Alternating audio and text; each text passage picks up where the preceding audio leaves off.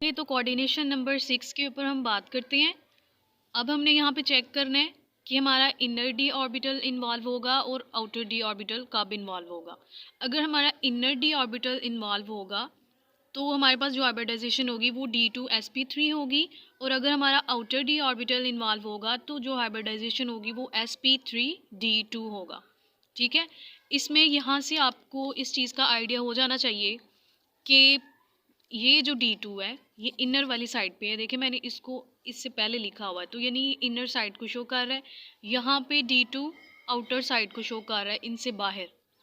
Okay, अब example से ये चीज़ वेरीफाई हो जाएगी। यहाँ पे देखिए मैंने सेंट्रल मेटल एटम दोनों साइड्स पे कोबाल्ट को ही लिया हुआ है, लेकिन इसका लिगेंड इस साइड पे जो लिगेंड है वो अमोनिया है, 6 अमोनिया, इस साइड पे 6 फ्लोराइड है। ठीक है, अब हमें जैसा कि हम पहले पढ़ चुके हैं कि हमारे पास अमोनिया एक स्ट्रॉन्ग लिगेंड है और फ्लोराइड हमारे पास वीक लिगेंड है। तो अब ये लिगेंड डिसाइड करेगा कि आपका जो कम्प्लेक्स है उसकी हाइब्रिडाइजेशन D2sp3 होगी या sp3d2 होगी। तो सबसे पहले हमें करना क्या होता है इसमें, सबसे पहले जो हमारा सेंट्रल मेटल एटम होता है उसकी हमने हाइब्रिडाइजेशन इलेक्ट्रॉनिक कन्फिग्रेशन लिखनी होती है। तो कोबाल्ट हमें पता है हमारे पास 27 होता है, तो इसकी मैं लिखती हूँ आर्गन 80। फिर उसके बाद हमारे पास 3D के 5 ऑर्बिटल्स आएंगे, फिर 4s और फिर 4p। ठीक है, तो ये हमारे पास हो गया 3D, ये हमारे पास हो गया 4s और ये हमारे पास हो गया 4p। अब आर्गन 18 हो गया, 19, 20, 21, 22, 23, 24, 25, 26 एंड 27। ये तो कोबाल्ट की दोनों साइड पे इसी तरह चलेगी जनरल कन्फिग्रेशन।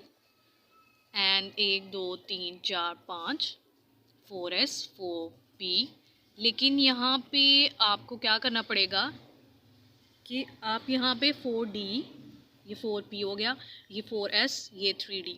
अब यहाँ पे मैंने 4d क्यों लिखा है, क्योंकि यहाँ पे हमारा आउटर डी ऑर्बिटल इन्वॉल्व होगा। ठीक है, तो इसकी भी उसी तरह ही चलेगी पहले कन्फिग्रेशन, ये हमने लिख ली। लेकिन अगर हम चेक करें तो इसमें जो सेंट्रल मेटल एटम है हमारे पास, उसकी जो ऑक्सीडेशन स्टेट है वो इसमें +3 है और इसके अंदर भी +3 है। ठीक है, तो वो हमें कैसे पता चलेगा, जैसे ये हमारे पास है कोबाल्ट और ये उसके साथ है 6 अमोनिया, बाहर कम्प्लेक्स के +3 है, तो ये तो एक न्यूट्रल लिगेंड है हमारे पास, तो इसलिए इस चार्ज को बैलेंस करने के लिए यहाँ पे भी +3 होगा। न्यूट्रल लिगेंड तो 0 कंसीडर किया जाएगा ना, उसका ऑक्सीडेशन नंबर के ऊपर कोई रोल नहीं होता। अब यहाँ पे इसी तरह फ्लोराइड हमारे पास 6 है, एक फ्लोराइड -1 होता है। ठीक है, क्योंकि ये नेगेटिव लिगेंड है, और ये -6 होगा, और बाहर -3 करने के लिए हमें यहाँ पे +3 करना पड़ेगा। तो दोनों साइड्स पे कोबाल्ट +3 है। सो अब हम क्या करेंगे, कोबाल्ट +3 की कन्फिग्रेशन लिखेंगे। तो बेसिकली 3 इलेक्ट्रॉन हमने लूज़ कर देने हैं, 2 4s से जाएंगे और एक 3d से चला जाएगा, तो जो हमारे पास रह जाएंगे वो इस तरह। ठीक है, और इसमें भी बिल्कुल ऐसे ही होगा, A4s 4 2 3 4 5, this is the 4d, this is this is the 4p, and this one is the 4s and this one is the 3d।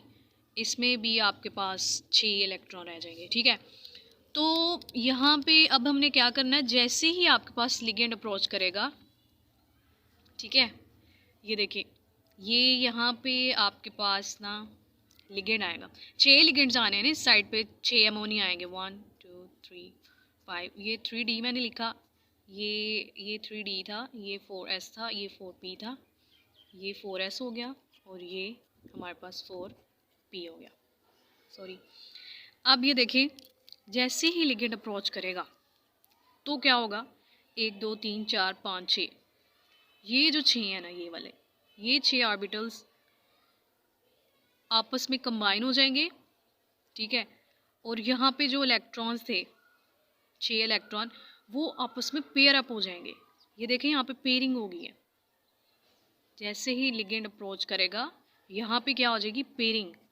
अब इन इलेक्ट्रॉन को कैसे पता चलना है कि हमने पेयर अप होना है कि नहीं। अगर आपके पास स्ट्रॉन्ग लिगेंड आएगा तो ये इलेक्ट्रॉन पेयर अप हो जाएंगे। अगर आपके पास स्ट्रॉन्ग लिगेंड नहीं आएगा, यानी आपके पास वीक लिगेंड आएगा, तो ये इलेक्ट्रॉन इसी हालत में रहेंगे, ये पेयर अप नहीं होंगे। ये देखें यहाँ पे डी के 2 ऑर्बिटल्स, D2, S का 1 और P के 3 यूज़ हुए हैं, ठीक है। तो इसे हम कहते हैं, इसलिए इसको हम कहते हैं D2sp3। और जैसा कि पीछे आपको मैंने बताया था कि ये D2 कौन से वाले हैं, ये dx2y2 वाला एक ऑर्बिटल है और दूसरा ऑर्बिटल इसमें dz2 है, ठीक है। जैसे कि इस केस में अमोनिया हमारे पास स्ट्रॉन्ग लिगेंड था, इसलिए उसने क्या किया कि वो आएगा और मेटल के जो d ऑर्बिटल हैं उनमें मौजूद जो इलेक्ट्रॉन्स हैं उनको उनके साथ रिपल्शन शो करेगा। उस रिपल्शन को मिनिमाइज़ करने के लिए इलेक्ट्रॉन जो डी ऑर्बिटल में प्रेजेंट हैं, 3d मेटल के डी ऑर्बिटल में जो इलेक्ट्रॉन प्रेजेंट है वो अपने आप को पेयर अप कर लेंगे, ठीक है, और इससे रिपल्शन जो आपकी है वो मिनिमाइज़ हो जाएगी। लेकिन अगर इस केस में हम चेक करें तो इस केस में क्या होगा, इसमें भी जैसे ही लिगेंड अप्रोच करेगा तो ये हमारे पास हो गया 3d, this is the 4s, this is the 4p and this one is the 4d। अब देखिए इसमें जो आपके इलेक्ट्रॉन्स हैं, ये जैसे ही फ्लोराइड एक वीक लिगेंड यहाँ पे आया, ठीक है, तो इन इलेक्ट्रॉन को पेयर अप होने की ज़रूरत ही नहीं है, क्योंकि ये अपने इलेक्ट्रॉन इतनी जल्दी से इनको देगा ही नहीं, ठीक है, और इतनी रिपल्शन भी नहीं होगी जिसकी वजह से ये अपने आप को पेयर अप भी नहीं करेंगे। तो अब फिर 6 लिगेंड्स कहाँ पे आएंगे, ये देखें यहाँ पे एक एस ये वाला, पी के 3 ये वाले, और यहाँ पे ये जो आउटर डी ऑर्बिटल है ना, 2 इसके यूज़ होंगे ऑर्बिटल डी के, ठीक है। तो इसलिए यहाँ पे जो हाइब्रिडाइजेशन होगी वो होगी sp3d2। सिंपल यही है कि अगर आपके पास कोई भी स्ट्रॉन्ग लिगेंड आएगा तो वो पेयरिंग काज करेगा, जिसकी वजह से इनर डी ऑर्बिटल यूज़ होंगे। अगर आपके पास कोई वीक लिगेंड आएगा तो वो पेयरिंग काज नहीं करेगा, ठीक है, इसलिए आपका आउटर डी ऑर्बिटल ही यूज़ होगा। ओके, ये इसका अब फाइनल हो गया। यहाँ पे ये 3d के वो वाले ऑर्बिटल हैं जिनमें इलेक्ट्रॉन पेयर अप हो गए हैं, ठीक है, और ये 6 अमोनिया आ गए हैं आपके पास लिगेंड्स, ठीक है। और इसी तरह इस साइड पे भी यही हुआ है, यहाँ पे पेयरिंग नहीं थी हुई और ये 6 फ्लोराइड आ गए, और ये इसने ये आउटर डी ऑर्बिटल इसको आउटर डी ऑर्बिटल को इसने यूज़ किया हुआ है और इसने इनर डी ऑर्बिटल को यूज़ किया हुआ है। और अब यहाँ पे थोड़ा सा डिफरेंस आप देख लें कि इसमें जो कम्प्लेक्स बनता है वो इनर डी ऑर्बिटल की वजह से बनता है, इसलिए इसे हम कहते हैं इनर डी ऑर्बिटल कम्प्लेक्स। इसे हम कहते हैं आउटर डी ऑर्बिटल कम्प्लेक्स, ठीक है, क्योंकि ये आउटर डी इसमें इन्वॉल्व होता है, इसमें स्पिन पेयर्ड हो जाती है, क्योंकि यहाँ पे हमने चेक किया कि पेयरिंग हो गई थी, यहाँ पे स्पिन अनपेयर्ड रहती है, इसे हम कहते हैं लो स्पिन कम्प्लेक्स। ये चीज़ आपने याद रखनी है कि जब भी स्ट्रॉन्ग लिगेंड आएगा वहाँ पे जो स्पिन होगी वो लो स्पिन होगी, और जहाँ पे वीक लिगेंड आएगा वहाँ पे जो स्पिन होगी वो आपकी हाई स्पिन होगी। इससे कंफ्यूज नहीं होना कि लो स्पिन है तो मतलब आपका वीक लिगेंड होगा, लेकिन ये थोड़ा सा उल्टा है कि अगर आपके पास स्ट्रॉन्ग लिगेंड है तो स्पिन आपकी लो होगी, और अगर आपके पास वीक लिगेंड है तो स्पिन आपकी हाई होगी, ठीक है ना।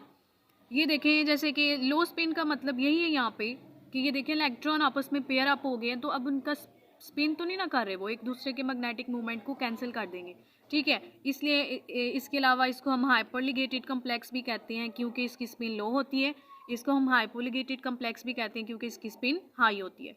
तो ये आपसे किसी भी तरह का क्वेश्चन किया जा सकता है कि आपको जैसे ये दिया जा सकता है आपको कोबाल्ट NH3 6 ये जो मैंने ऊपर एग्जांपल दिए जिसके साथ 6 अमोनिया लगे हुए थे, यही आपको क्वेश्चन में दिया जा सकता है। लेकिन अगर इसके आगे क्वेश्चन में हाई स्पिन लिखा होगा ना तो फिर आपने उसको इस पॉइंट ऑफ व्यू से करना है, फिर आपने ये नहीं चेक करना कि आपके मेटल के साथ कौन सा लिगेंड अटैच है, फिर आपने इस हाई स्पिन के ऊपर फोकस करना है जो क्वेश्चन में लिखा होगा आगे। तो फिर आप उसमें पेयरिंग नहीं करेंगे क्योंकि हाई स्पिन में तो पेयरिंग होती नहीं है, ठीक है, फिर आप अनपेयर ही रहने देंगे और आपका फिर आउटर डी ऑर्बिटल कम्प्लेक्स बनेगा। इसके अलावा यहाँ पे मैंने आपको पहले बताया था कि ये मैग्नेटिक प्रॉपर्टीज़ को एक्सप्लेन करती है VBT। तो यहाँ पे हमें पता चल गया ये वाला कम्प्लेक्स डायमैग्नेटिक है और ये वाला कम्प्लेक्स पैरामैग्नेटिक है। यहाँ पे ऊपर स्ट्रक्चर में आप देख सकते हैं जो फाइनल स्ट्रक्चर हमारे पास बना है, यहाँ पे कोई भी इलेक्ट्रॉन अनपेयर नहीं है, सारे इलेक्ट्रॉन पेयर अप हो गया। और जब सब इलेक्ट्रॉन पेयर अप हो जाएं तो आपके पास जो कम्प्लेक्स बनेगा वो डायामैग्नेटिक होगा, ठीक है। और यहाँ पे देखें कितने ज़्यादा अनपेयर इलेक्ट्रॉन है, 1 2 3 4, तो यहाँ पे जो कम्प्लेक्स बनेगा वो आपके पास होगा पैरामैग्नेटिक। उम्मीद है आपको मेरी वीडियो पसंद आई होगी। मज़ीद अगर आपको इसमें किसी चीज़ की प्रॉब्लम है तो प्लीज़ कमेंट कीजिए। इसके अलावा वीडियो को लाइक कीजिए, शेयर कीजिए अपने क्लास फेलोज़ के साथ। Thank you.